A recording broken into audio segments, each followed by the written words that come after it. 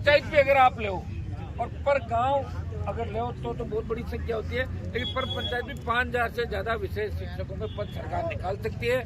मैं आपको धन्यवाद दूंगा कि आप अपनी मांग के लिए डटे रहे, आपने आंदोलन की शुरुआत की।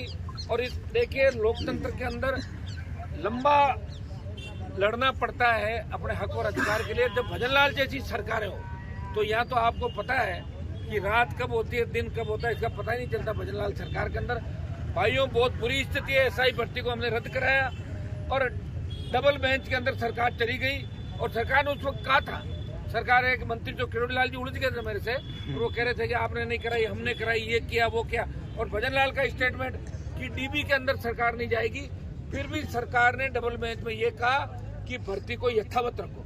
यहाँ सरकार की करनी और करने के अंदर अंतर नहीं है, क्योंकि लोकतंत्र की हत्या इस देश के अंदर हो गई। और राजस्थान में भी कांग्रेस बीजेपी मिलकर सारा काम कर रहे हैं। अंतर चुनाव का परिणाम भी आपने देखा होगा, जहाँ कांग्रेस भारतीय जनता पार्टी मिलकर एक संघर्ष करने वाले व्यक्ति को हरा रहे थे, ये आपने देखा। इसी तरह हम लड़ रहे सड़कों में लगातार 25 साल हो गए, और ये 25 साल के संघर्ष का ही परिणाम है कि 4 बजे तक की परमिशन थी और 6 बजे आप बैठे हो।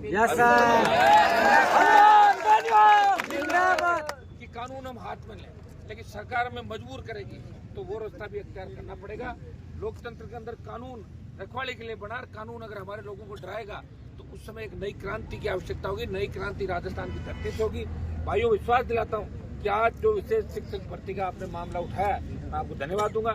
इसमें आगे बैठ के आप रणनीति तय करें क्या हमें करना है। आपके मंत्री जी से मेरी बात हुई है, सेक्रेटरी से बात हुई है, और मैं कोशिश करूंगा कि सरकार के अंदर जो किसान की बात रखने वाले जो भी मंत्री या जो भी हमारे लोग हैं, उनसे हम बात करें कि आपकी पैरोकारी करें।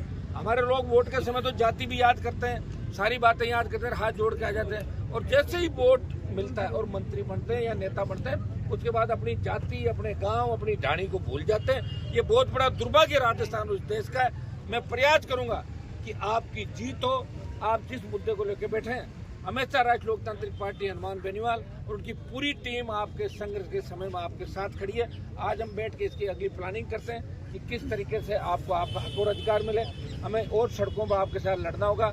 तो तमाम राजस्थान के बेरोजगार, तमाम संविदा कर्मी, जो मुद्दे हैं, इनको एक साथ लेके हम राजधानी में पड़ाव डालेंगे, राजधानी की ओर कूच करेंगे और भजनलाल सरकार को झुकाएंगे और आप सब छोटे भाइयों की जीत कराएंगे। बहुत बहुत संगत के लिए